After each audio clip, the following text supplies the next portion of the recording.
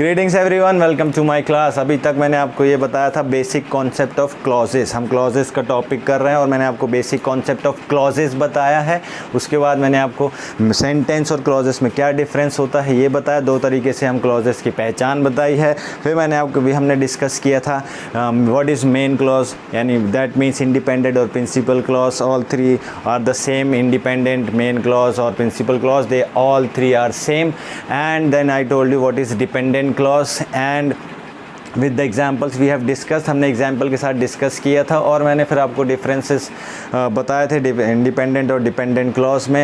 And before starting the subordinate clause which is called independent clause also, I told you about the coordinate clauses because it was important. वो आपको ज़रूरी था बताना, क्योंकि अगर मैं कोऑर्डिनेट क्लॉज से पहले सबऑर्डिनेट क्लॉज स्टार्ट कर देता तो आपके दिमाग में ये कन्फ्यूजन चलता रहता कि क्या हो रहा है, कैसे हो रहा है। कोऑर्डिनेट क्लॉज में मैंने आपको बताया था कि दो हिस्से, दो पार्ट होंगे उस क्लॉज के, दोनों ही मेन क्लॉज होंगे। Otherwise that is called coordinate clause. Both part will have the complete meaning. दोनों का जो अर्थ होगा, दोनों का ही अर्थ निकलता होगा। जैसे एक एग्जांपल कर लेते हैं, जस्ट है ना, to make you understand in a better way, आपको बहुत अच्छे से समझ में आ जाएगा। जैसे मैंने लिखा था, she is rich but she is not happy. तो सब्जेक्ट है, वर्ब है, सब्जेक्ट है, वर्ब है, दोनों क्लॉज हैं, बोथ आर क्लॉज हैं कि नहीं। अब अगर आप देखो तो ये इसका इंडिपेंडेंट मीनिंग है, शिवाय खुश नहीं है, तो ये कंप्लीट मीनिंग है। She is rich, complete meaning. So complete meaning है तो ये मेन क्लॉज हो गया, यानी कि independent clause. This is also main clause, यानी कि independent clause, or you can say principal clause. This is not depended on this portion to have complete meaning, no. So it has complete meaning. They are joined with but. Both sentences are joined with this conjunction but. So this is coordinating conjunction. So coordinate clause की simple सी पहचान होती है कि they are joined with coordinating conjunction. आपको पता होना चाहिए but, and, so, because, either or neither nor, not only but also, not only she is rich but also smart but also intelligent.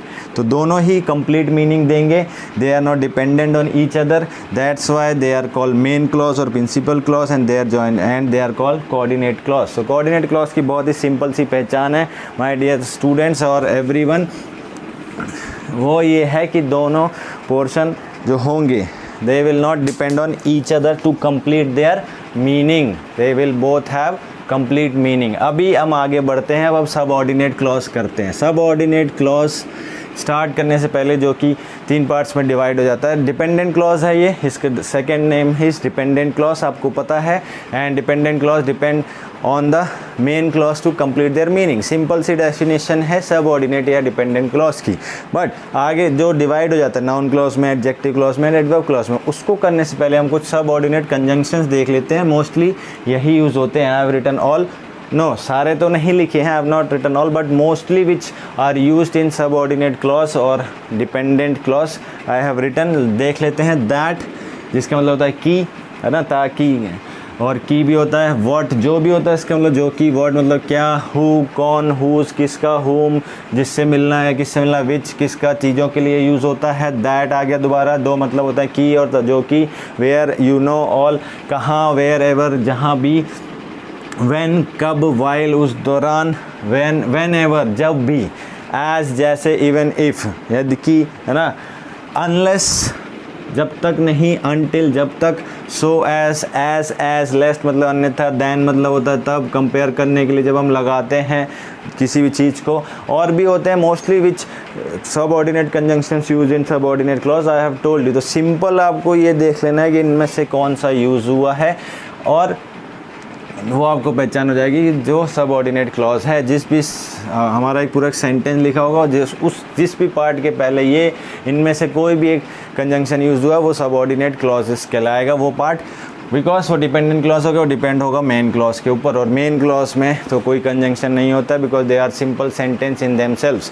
I have told you, ये मैंने बताया था कि main clause जो होता है खुद ही में एक सिंपल सेंटेंस होता है, क्योंकि उसमें कोई डिपेंडेंट क्लॉज या कंजंक्शन नहीं लगा होता है। नाउ अब देख लेते हैं हम। अभी अब some of you will say sir who, उसमें भी तो हो सकता है, बट उसमें एंड होगा, राइट, और होगा, ये सब ज़्यादातर यूज़ होते हैं सबऑर्डिनेट क्लॉजेस में। अब सबऑर्डिनेट जो क्लॉज होता है my dear students, that is divided in 3 parts, और you can say 3 types of subordinate conjunctions, subordinate clause होते हैं, जिनको अब हम देख लेंगे। नाउन क्लॉज सबसे पहला होगा हमारा नाउन क्लॉज। अब noun clause,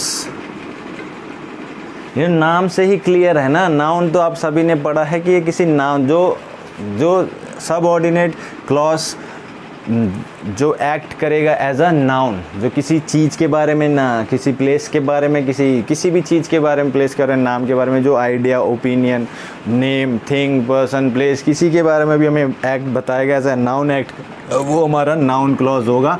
that acts as a noun, जो एक्ट्स एज अ नाउन, जो नाउन की तरफ एक्ट करेगा वो नाउन क्लॉज होगा। बहुत ही सिंपल है, कोई आइडिया हो सकता है, कोई सोच हो सकती है, किसी चीज़ के बारे में बता सकते हैं, किसी थॉट के बारे में, कोई रिजल्ट के बारे में बता सकते हैं, तो वो नाउन क्लॉज हो जाएगा। वो सब ऑर्डिनेट क्लॉज का फर्स्ट पार्ट हो जाएगा, तो नाउन क्लॉज हो जाएगा। अब हम देख लेते हैं my dear students, first example मैं लिख रहा हूँ, I know that he is a thief, मुझे पता है कि वो एक चोर है। तो अब दैट लगा हुआ है, मैंने बताया था सबऑर्डिनेट कंजंक्शन है, दैट लगा हुआ है, तो आई नो, मुझे पता है, तो ये क्लियर मीनिंग कर रहा है, तो ये हमारा हो गया मेन क्लॉज। ये हमारा कंजंक्शन है, सबऑर्डिनेट कंजंक्शन है, तो ये डेफिनेटली सबऑर्डिनेट क्लॉज है। ये एक्ट किस तरह से कर रहा है, मुझे पता है कि, क्या पता है कि वो चोर है, थीफ है, नाउन की तरह मैं पता है कि वो चोर है, तो ये हमारा हो गया सबऑर्डिनेट क्लॉज। SC लिख रहा हूँ, सबऑर्डिनेट क्लॉज, तो ये सबऑर्डिनेट क्लॉज हो गया माय डियर। यहाँ पे ये जो ए वर्ब है, ये जो पोर्शन है, ये सबऑर्डिनेट क्लॉज है, क्योंकि ये that he is a thief, कि वो एक चोर है, तो ये कंप्लीट मीनिंग तो नहीं है ना, ये डिपेंड कर रहा है इसके ऊपर। अगर हम इतना ही देखें, that he is a thief, कि वो एक चोर है, तो क्या करें हम, मुझे पता है कि वो चोर है। अब ये कंप्लीट सेंटेंस होता है, तो this portion depend on this to complete the meaning, that's what is subordinate clause. और ये act as a noun, noun की तरह एक्ट कर रहा है। क्या पता है कि वो चोर है, यही तो पता है ना, इसलिए वो नाउन क्लॉज की तरह एक्ट करेगा। अब एक और एग्जाम्पल इसका हम देख लेते हैं, चलो। इज नोन टू ऑल,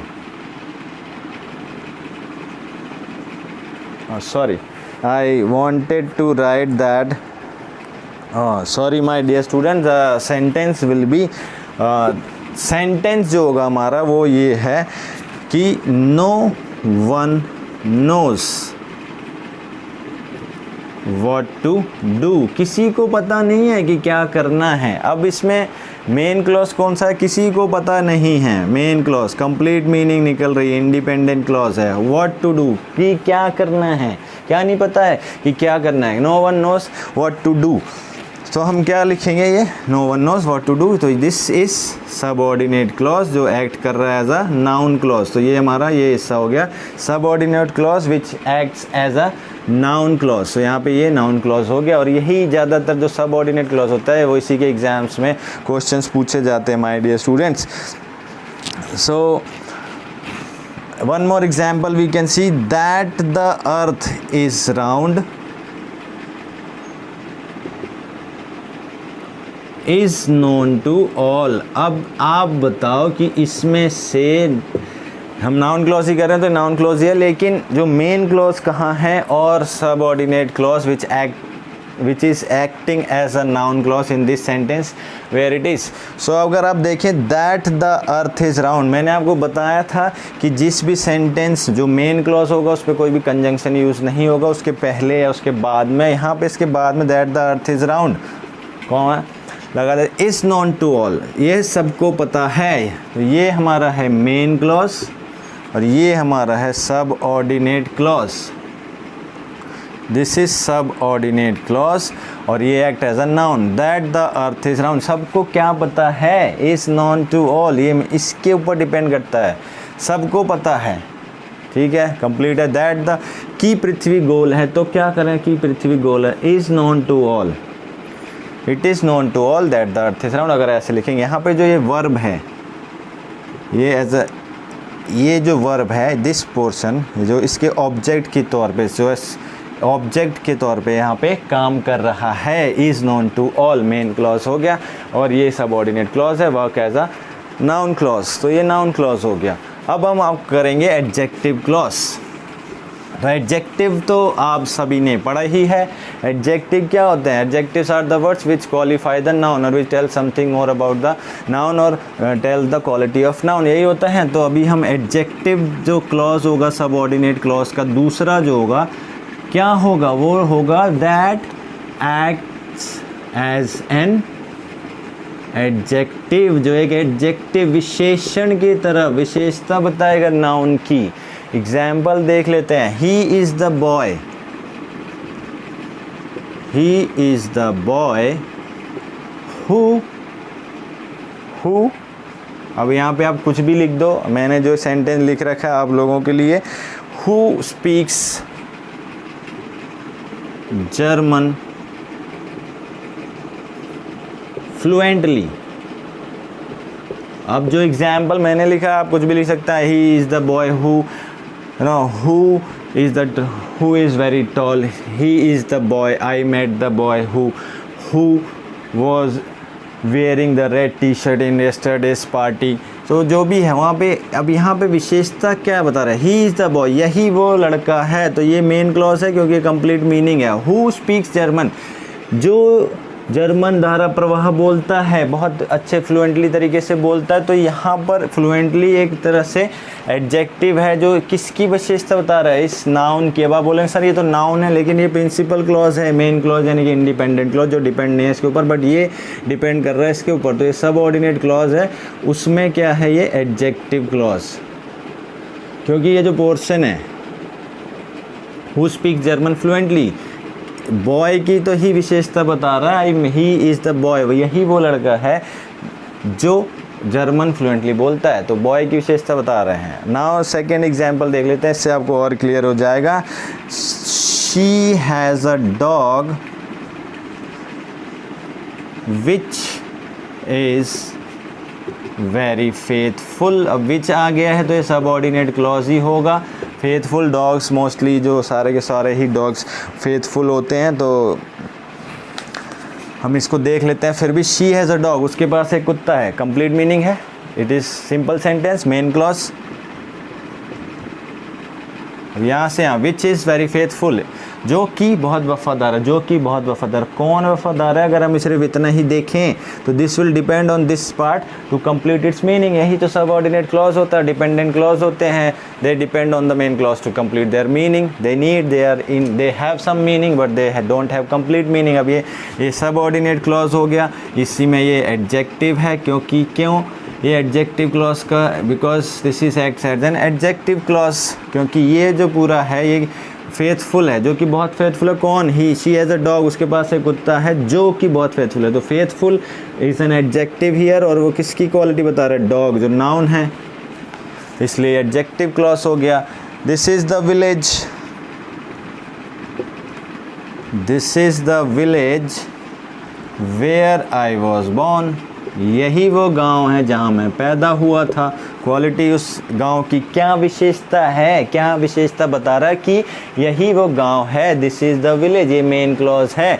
और ये जो पूरा पोर्शन है where I was born, where मैंने आपको कोऑर्डिनेट कंजंक्शन के वर्ड्स लिख के दिए थे, उसमें वेयर है, वेयर आया है, तो ये आई वॉज बोर्न, ये एडजेक्टिव क्लॉज हो गया। मैं ये विशेषता बता रहा, आई वॉज बोर्न, बोर्न किसकी विशेषता बता रहा है, इस विलेज की, नाउन की, यही वो गाँव है, कंप्लीट है, मेन क्लॉज हो गया। दिस इज सबऑर्डिनेट क्लॉज, और जो एक्ट कर रहा है एज एन एडजेक्टिव क्लॉज। आप और एग्जाम्पल बनाइए, अपने आप बनाइए, एक तो एग्जाम्पल कमेंट बॉक्स में लिख दीजिए नाउन क्लॉज के, एडजेक्टिव क्लॉज के, तो that will be very helpful for me, that you are, I will come to know that you are understanding, और मुझे पता चल जाएगा ना उससे कि अगर आप एग्जाम्पल लिखेंगे कमेंट बॉक्स में नाउन क्लॉज के नाउन क्लॉज सबऑर्डिनेट क्लॉज के, जिसमें नाउन क्लॉज और एडजेक्टिव क्लॉज कर लिए, साथ साथ 2-3 एग्जाम्पल आप लिख के दिखाइए अपने पास से, मुझे भी तो पता चले कि आपको समझ में आ भी रहा है कि नहीं। और अब हम अगला करते हैं जो कि है adverb clause, adverb clause, not class, adverb clause. The third one is adverb clause. Adverbs also you must have read और पढ़ा ही होगा, आपको पता ही होगा. Adverb is the words which tells the quality or which tells something more about verb. जो verb की विशेषता बताते हैं, verb के बारे में और बताते हैं किस तरह से काम हुआ. I like just a simple example मैं आपको दे देता हूँ before I tell you about adverb clause. I run, तो ये दौड़ता है, ये वर्ब है. अब इसकी विशेषता और बतानी है तो आई रन फास्ट, तो फास्ट यहाँ पे हो गया एडवर्ब. अब ये एडवर्ब इसकी विशेषता बता रहा है, आई रन फास्ट, मैं तेज़ दौड़ता हूँ. अब इसी को एग्जाम्पल दैट, तो ये जो एडवर्ब क्लॉज होगा that acts as an adverb, जो एडवर्ब की तरह काम करेगा, जो वर्ब की विशेषता बताएगा, वो सबऑर्डिनेट क्लॉज जो एज एन एडवर्ब काम करेगा, वर्ब की विशेषता बताएगा. मेन क्लॉज में जो वर्ब यूज होगी उसकी विशेषता बताएगा. जैसे कि I love this book more than my husband. तो ये एग्जाम्पल लिखा मैंने एक आपके लिए कि भाई आई लव दिस बुक, मुझे ये बुक से, मुझे इस बुक से प्यार है. कंप्लीट मीनिंग निकल रहा है, तो ये मेन क्लॉज हो गया. This is not dependent, simple sentence है, मेन क्लॉज है. तो अब वर्ब की विशेषता तरह लव तो करती है वो इस बुक को, किस तरीके से करती है, मोर देन माई हस्बैंड, इतना कि वो उसने हस्बैंड से भी ज़्यादा उस बुक को प्यार करती है. या दिस कार हो सकता है, लव दिस प्लेस हो सकता है, लव दिस हाउस हो सकता है, वो कुछ भी लिख लीजिए आप नाउन, लेकिन नाउन की विशेषता नहीं बता रहा. I love this book more than, adjective clause नहीं है, नाउन क्लॉज नहीं है, नाउन जैसे एक्ट नहीं कर रहा है. मोर का यूज़ हो रहा है माय डियर स्टूडेंट्स. तो मोर देन मतलब इस वर्ब की और विशेषता, लव तो करती है हस्बैंड से भी ज़्यादा, मोर देन माई हस्बैंड, अपने हस्बैंड से ज़्यादा वो इस बुक से प्यार करती है. तो वो मोर जो है, more than my husband, this is adverb clause, this subordinate clause. More than my husband, husband से भी ज़्यादा करती हूँ. क्या करती हूँ? आई लव दिस बुक, मैं इस बुक से अपने हस्बैंड से भी ज़्यादा प्यार करती हूँ. तब ये कंप्लीट होगा. इसके ऊपर डिपेंडेंट सबऑर्डिनेट क्लॉज हो गया. सबऑर्डिनेट क्लॉज है और act as an adverb clause. जो मोर देन है यहाँ पे, ये इस वर्ब के बारे में और बता रहा है, तो मोर एडवर्ब हो गया है. वन मोर एग्जाम्पल देख लेते हैं. Whether you like it, whether, I have written one more example, whether you like it और not you have to go. Whether you like it और not you have to go. अभी तो एक सबसे पहले आप ये बता दो इसमें मेन क्लॉज कौन सा और डिपेंडेंट क्लॉज यानी कि सबऑर्डिनेट क्लॉज कौन सा है. बताओ, कमेंट बॉक्स में लिख के दिखाओ कौन सा पोर्शन है. अभी मैंने आपको बताया था तुम्हें जाना ही पड़ेगा, you have to go, you have to go. अब देखो, तुम्हें जाना ही पड़ेगा, ये सब्जेक्ट है, ये क्लॉज है. यू सब्जेक्ट है, ये क्लॉज है, लेकिन इसके पहले कंजंक्शन यूज़ हो रहा है, सबऑर्डिनेट कंजंक्शन डिस्कस किया था. तो ये जो पोर्शन है हमारा, ये है हमारा सबऑर्डिनेट क्लॉज यानी, और ये हमारा है मेन क्लॉज. वो जो एस सी लिखा था दैट इज़ फॉर सब्जेक्ट, वो गलत लिख दिया था, सब्जेक्ट वर्ब एस वी लिखना चाहिए था. तो आप बता तो सकते हो कमेंट में कि सर आपने वहाँ एस लिख दिया, वो एस इसके लिए था और सब वर्ब की जगह मैंने सी लिख दिया था क्लॉज. बट ये है हमारा, मैंने जो क्वेश्चन पूछा था वो क्वेश्चन ये था कि इसमें से, इस सेंटेंस में, कमेंट बॉक्स में बताया दिया होगा आपने, शायद बहुत अच्छी बात है, नहीं तो समझ लो. यू हैव टू गो, तुम्हें जाना ही होगा, मीनिंग क्लियर है कि तुम्हें भाई जाना ही होगा. वेदर यू लाइक, चाहे तुम्हें पसंद हो ना हो, वो तुम्हें जाना होगा. तो ये जो हैव है ना, गो है जहाँ पे, सॉरी वेदर है जो, ये हमारा मेन क्लॉज है, ये हमारा सबऑर्डिनेट क्लॉज है, क्योंकि ये इसके ऊपर चाहे तुम्हें पसंद हो या ना हो, इतना सेंटेंस बोल दो, चाहे तुम्हें पसंद हो ना हो. अब भाई क्या पसंद हो ना हो, क्या चीज़, कुछ करना, कुछ खाना, कुछ पीना, कुछ घूमना, कहाँ, जैसे कि यहाँ पर यू हैव टू गो, तुम्हें जाना ही होगा चाहे तुम्हें पसंद हो ना हो। तो ये जो वेदर है यहाँ से लेके यहाँ तक, this is subordinate clause acting as an adverb clause, क्योंकि ये किस वर्ब की बारे में और बता रहा है, वेदर जाने के बारे में, गो के बारे में। गो यहाँ पे ये वर्ब के मोर नाउन क्लॉज नहीं है, यू हैव टू गो, तुम्हें जाना ही होगा। वेदर अभी यहाँ नहीं लिखा है, you have to go to Delhi, तो सिंपली सेंटेंस हुआ ना। यहाँ पे ये एडवर्ब क्लॉज है, सबऑर्डिनेट क्लॉज में act as an adverb clause, क्योंकि इस गो की विशेषता बता रहा है, एडजेक्टिव क्लॉज नहीं है, नाउन की विशेषता नहीं बता रहा है, एडवर्ब वर्ब की विशेषता बता रहा है, तो एडवर्ब क्लॉज हो गया, सबऑर्डिनेट क्लॉज उसमें एडवर्ब क्लॉज। एक एग्जांपल और देख लेते हैं, उससे आपको और क्लियर हो जाएगा माय डियर स्टूडेंट्स।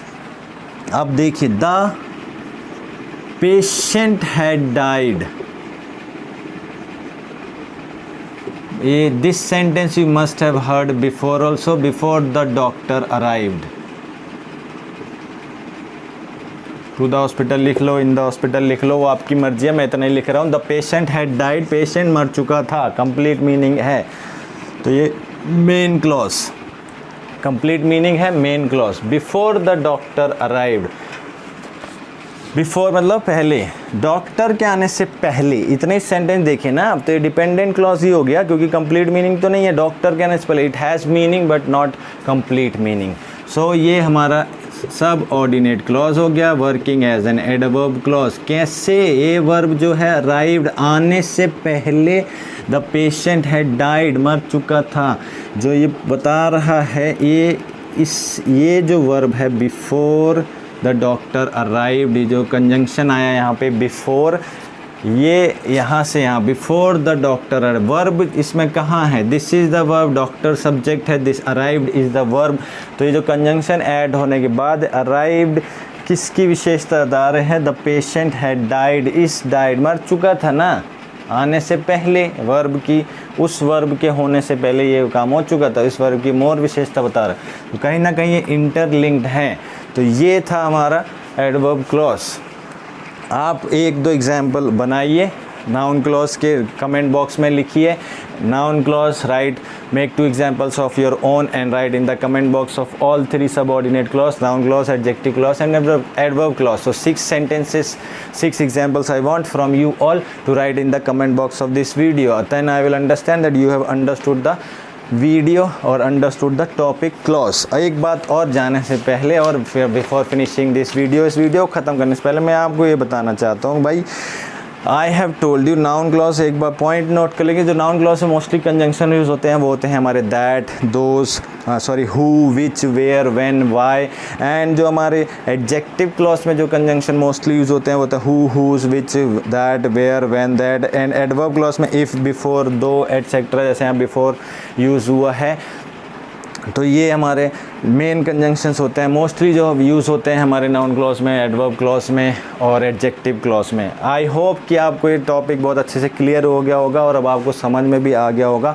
लेकिन before I finish this video, I just want you to go and practise, you want to master it ना। आप इस पर मास्टरी करना चाहते हैं तो you go and practise it. थोड़ा ऐसा नहीं होगा कि मैंने ये वीडियो देख लिया और आपको कम समझ में आ गया, अब कभी कोई दिक्कत नहीं होगी, because practice makes a man perfect. समझ में तो आ गया होगा, मुझे पूरा विश्वास है। अगर आपको समझ में आ गया है बिल्कुल तो प्रैक्टिस कीजिए, बहुत अच्छी बात है, मुझे पूरा विश्वास है आपको समझ में आ गया है। तो और ये भी उम्मीद करता हूँ आप जाएंगे और प्रैक्टिस करेंगे, और जितना प्रैक्टिस करेंगे किसी भी चीज़ में, practice makes a man perfect, you all know that, so go and practice, make sentences, right in the comment box also 2 sentences of your 2 sentences of noun clause, different sentences, adjective clause and adverb clause। and अगर video अच्छा लगा हो तो please like and subscribe and tell others to do so. Thank you.